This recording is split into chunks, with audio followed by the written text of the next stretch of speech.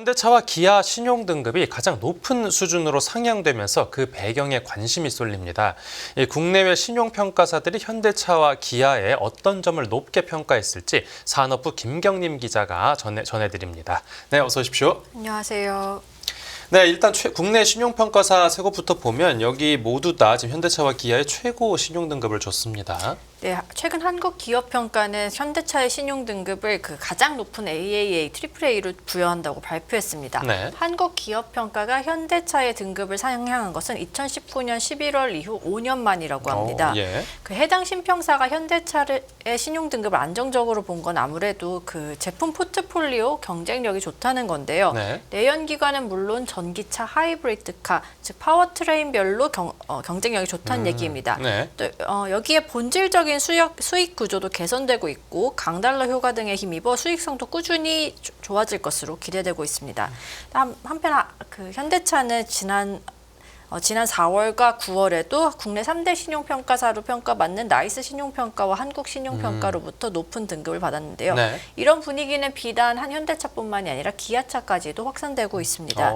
네, 기아 같은 경우에도 지난 9월 한국신용평가로부터 AAA 등급, 이어서 지난 1일에는 나이스 신용평가와 한국기업평가로부터도 같은 등급을 받았습니다. 네, 그러니까 제품의 품질도 좋고 또 재무 상태도 좋고 이런 점들이 긍정적으로 평가를 받았다는 건데, 네, 맞습니다. 기업 입장에서는 그러니까 신용 등급이 지금 AAA, 그러니까 트리플 A가 있고 그 밑으로 이제 A 플러스, AA 제로, AA 마이너스 이렇게 내려가는 거죠.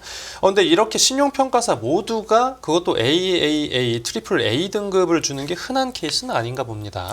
네, 생각하면은 다른 유력한 4대 기업이나 좋은 기업들이 있지만 이게 흔하지 않은데요. 실제로 3대 신용평가사에서 최고 등급을 받은 거는 현재 KTNG를 비롯해 현대차와 기아뿐입니다. 근데 아시다시피 KTNG는 원래 공기업이지 않았습니까? 네. 그러니까 현대차, 기아의 신용도가 거의 공기업에 맞먹는 수준이라고 할 수 있습니다. 네네. 실제로 재무 비율에서도 이런 성과는 잘 나타나고 있습니다. 올해 상반기 기준 기아의 자기 자본 이익률, 즉 ROE라고 하는 게 20.49%에 이르고요. 현대차는 14.41%입니다. 아시다시피 ROE가 높다는 것은 그만큼 해당 기업이 자본을 효율적으로 활용하고 있다는 걸로 읽을 수 있습니다. 네, 이제 수치로도 이제 증명이 됐는데 그 공기업에 맞먹는 신용 등급을 가졌다. 그러니까 회사 입장에서는 상당히 고무적인 일인데 이 국내 대표 기업인 삼성전자하고 비교를 해보면요. 네, 삼성전자는 사실 국내에서 채권을 발행하지 않습니다. 아시다시피 무차입 경영을 지향하기 때문에. 네. 그런데 신용평가사 등급이라는 거 정기평가도 있지만 대부분이 채권을 발행하기 위해서 받는 경우가 많기 때문에 삼성전자는 국내 신평사 등급을 받을 필요가 없고요. 네. 글로벌 평가사로 했을 때는 삼성전자의 경우에는 대한민국의 신용평가사와 똑같다고 대한민국의 신용평가 등급과 똑같다고 합니다. 국가 신용평가고요. 네네. 네네. 그래서 사실 현대차와 기아의 해외 신용 등급도 상당히 높은데요. 현대차, 기아는 올해 들어서 무디스, 그다음에 스탠다드앤푸어스, 영국 피치까지 글로벌 3대 신용평가사에서도 모두 높은 신용 등급을 획득했습니다. 네. 지난 2월에는 무디스와 피치에서 A 등급을 받은 바 있고요. 이후 6개월 만인 지난 8월에는 S&P 신용 등급이 A로 상향됐습니다. 여담으로 S&P 글로벌 신용 등급에서 A를 받은 완성차 기업은 도요타와 BMW, 메르세데스 벤츠 등 총 6개밖에 되지 않는다고 합니다. 요컨대 세계 시장에서도 충분히 경쟁력을 갖췄고 그에 따라 현금 창출도 잘 된다는 의미로 받아들일 수 있습니다. 그러니까 이 현대차하고 기아를 빼면 세계에 이제 4곳밖에 없는 거네요. 네네. 국내뿐 아니라 그러니까 해외에서도 현대차하고 기아의 어떤 재무 안정성 그리고 기술력을 높게 평가했다라는 설명인데, 그래 전문가들 사이에서는 좀 세계적으로 좀 전기차 수요가 정체됐다라는 그런 진단이 많이 나오는데요. 이 현대차하고 기아는 좀 일찍부터 전기차에 뛰어든 회사인데 이런 부분이 좀 평가에 부정적으로 작용하진 않았습니까? 맞습니다. 요즘 시장에서 전기차 캐즘, 즉 정책이라는 얘기가 많이 나오고 있는데요. 이런 영향을 배제할 수는 없습니다. 네네. 그래서 증권사에서 내놓은 내년도 현대차와 기아의 실적 전망치 컨센서스를 보면 이런 소비 심리와 매크로 상황이 어느 정도 반영되어 있습니다. 올해까지는 지난해에 비해서 영업 이익 성장이 예상되고 있지만 내년에는 기대는 쉽지 않을 거라는 건데요. 네. 증권가에서 바라보는 현대차의 내년도 영업이익은 15조 1천억 원, 기한은 12조 9천억 원 수준입니다. 올해보다 1천억 원 이상 줄어든다는 건데요. 네. 이런 흐름은 내후년이 2026년부터 회복될 것으로 기대되고 있습니다. 네, 뭐 전망대로 가면 그러니까 신용등급이 다시 떨어질 수도 있는 건데 방어해야 되지 않겠습니까? 뭐 어떤 특별한 대응 전략이 있습니까? 네, 이제 현대차 같은 경우에는 그 전기차 캐즘에 대비하기 위해서 하이브리드 차량 생산을 대거 준비하고 있죠. 예. 그러니까 내연기관과 순수 전기차의 중간 모델이잖아요. 그래서 당초에 전기차 전용 공장으로 예정했던 그 미국 조지아주의 메타 플랜트를 이제 하이브리드 모델도 같이 양산한다고 합니다. 네. 그래서 이유는 이렇습니다. 그 전기차의 순수 전기차 사용이 쉽지 않은 상황에서 하이브리드를 통해서 일종의 틈새 시장을 공략하겠다는 건데요. 가교 역할을 하는 거죠. 그래서 실제로 일본의 도요타 같은 경우에도 최근에 그 하이브리드 중심으로 차량을 개발하면서 상당히 좋은 이익을 걷고 있지 않습니까? 네. 당장 전기만으로는 운전을 하기 쉽지 않기 때문에 내연기관으로 보조를 맞추겠다고 볼 수 있습니다. 네. 그리고 현대차의 하이브리드 차량에 대한 그 세계 시장의 평가도 나쁘지 않은데요. 최근에 독일의 자동차 전문 매거진인 아우토 자이퉁이 실시한 결과 그 현대 산타페 하이브리드가 그 가장 높은 점수를 받았다고 합니다.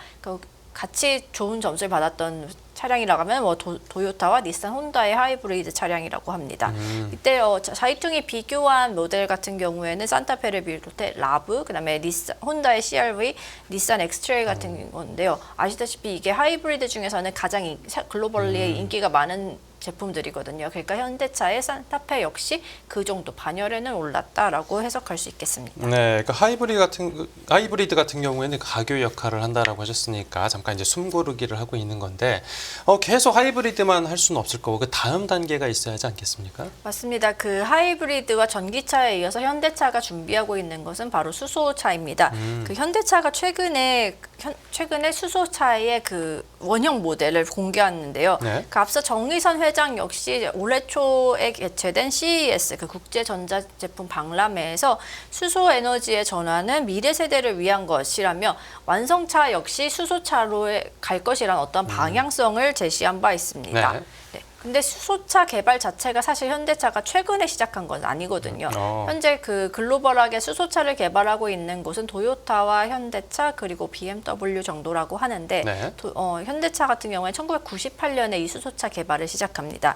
1970년대 말에 시작한 도요타보다는 많이 늦었다고는 할 수 있지만 그래도 다른 완성차 업체들에 비해서는 그렇게 늦은 것은 아니라고 판단됩니다. 네. 그래서 완성차 업계에서는 사실 독일 차라든가 미국 차들이 그 선구자였고 퍼스트 펭귄이었지만 네. 일본 차나 한국 차 같은 경우에는 패스트 팔로워의 전략을 쓰지 않았습니까? 특히 현대차는 더욱더 패스트 팔로워였고요. 네. 그러니까 내연기관에서는 이미 밀렸지만 미래 시장을 선점하기 위해서 수소차 개발을 일본과 한국이 먼저 시작했다고 볼 수 있습니다. 네, 뭐 실제로 그렇다라고 성공했다라고도 느끼는 게 수소차 하면 넥소부터 떠오르거든요. 맞습니다. 맞습니다.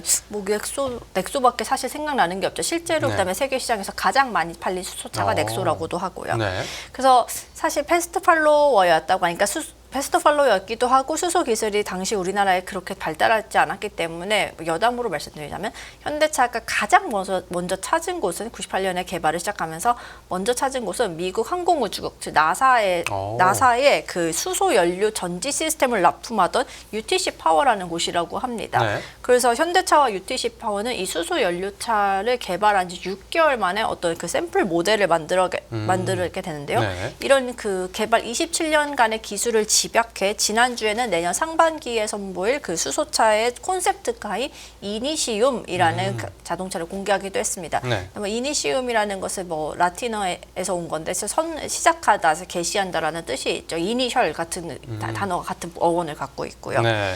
그럼 그 이니시움이라는 차하고 그 이전에 내놨었던 넥소 수소차하고 비교를 해보면요. 네. 이번에 공개한 이니시움 같은 건 일단 콘셉트카고 여기에서 이제 좀 양산형 모델을 좀 다듬어서 내년에 내볼 계획인데요. 어쨌든 그 콘셉트카만 기준으로 비교하자면은 넥소와 비교해가지고 그 650km, 그러니까 넥소보다 50km 가량 더 갈 수 있게 되었고요. 예. 그다음에 뭐 자동차 바퀴 같은 것도 좀 더 정비해가지고 더 안정감 있는 주행이 가능해졌다고 합니다. 그래서 휠과 타이어 기술 같은 걸 개선해서 넥소보다는 확실히 안정적이고 좀 더 항속거리가 늘어난 제품을 내년께 선보일 예정입니다. 네. 그런데 그 수소차의 경우에는 가장 큰 문제가 충전인데요. 이 충전 문제는 좀 어떻게 해결을 하기로 했습니까? 네, 맞습니다. 일단은 당장 사실 현대차 입장에서 수소 충전소를 여기저기 세울 수는 없지 않습니까? 네. 액체 수소 기술 자체가 그렇게 지금 안정화된 단계가 아니기 때문에 네네. 그래서 여기서도 현대차의 약간 묘수가 드러나는데요. 현대차가 내비게이션 안에 그 목적지까지 가는 길에 들릴 수 있는 수소 충전소를 안내하는 뭐 루트 플래너라는 기능을 탑재했다고 합니다. 네. 그래서 수소 충전소를 경유해서 목적지까지 갈 수 있게 하고 그 충전소에 있는 그 운영 상태와 대기 차량, 그다음에 충전 가능 여부 등까지 내비게이션을 통해서 확인할 수 있게 한다고 합니다. 네, 근데 문제가 당장 급한 상황에서 이 내비가 충전소 좀 멀리 있는 데로 안내를 하면 어떡합니까? 650km 안에서 가면 되지 않을까요? 네, 근데 주행 가는 거리가 얼마 안 남은 상태면 이게 또 문제가 있는 거 아닙니까? 결국에 충전소 자체가 또 늘어나야 되는 문제가 있는 거 아닙니까? 그렇죠. 충전소가 늘어나야죠. 사실 현재 수소차 충전소라고 하면은 처참한 수준이 아닙니까?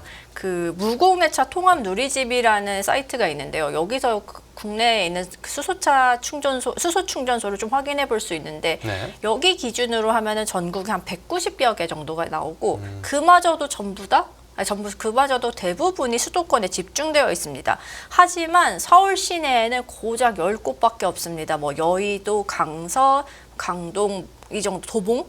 그래서 상황이 굉장히 심각하죠. 다행히도 국내에서 우리나라에서는 서울은 작기 때문에 앞서 앵커님이 말씀하신 대로 너무 급한 상황이면 그 중에 어디 한 곳은 갈 수 있지 않을까 생각됩니다. 네. 그리고 앞으로 뭐 정부도 이 수소 충전소도 늘릴 계획을 갖고 있겠죠. 네, 맞습니다. 정부는 2030년까지 수소 상용차 보급량도 늘리고 동시에 수소 충전소를 660개까지 늘린다고 합니다. 특히 시외버스나 광역버스 같이 수소 상용차의 교체 수요에 맞춰서 수소차를 투입하고 여기에 맞춰 충전소를 늘린다는 계획이라고 합니다. 네, 알겠습니다. 오늘 취재 파일은 여기서 마무리하죠. 잘 들었습니다. 네, 감사합니다.